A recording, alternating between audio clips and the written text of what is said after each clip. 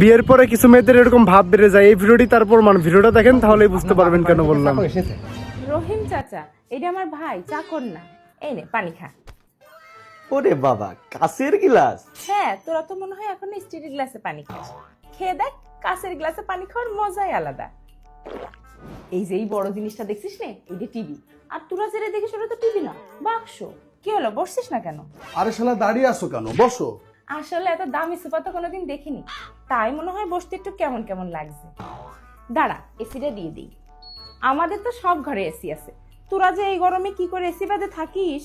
এই তোর ফোনটা পড়ে যে ভেঙে গেছিল না? হ্যাঁ। এই আমার ভাইয়ের জন্য একটা 20 Pro Max অর্ডার করে তো। ঠিক আছে, এক্ষুনি অর্ডার দিচ্ছি। আপা, দুলা ভাই, আমি বেরোলাম। আর আপনারা আমাদের বাড়ি কবে যাবেন? এই দাঁড়া দাঁড়া, এই আমার ভাইয়ের হাত খরচের জন্য কিছু টাকা দাও। হ্যাঁ, তাই নাও শালা। এত টাকা? বড় লোকের ব্যাপার স্যাপারই আলাদা। বাড়ি যে জানো আবার বলিস নি, তোর দুলা ভাই হাত খরচের জন্য 2 লাখ টাকা দিয়েছে। তাহলে আবার ওরা মনে করবে না আমরা ভাব মারছি।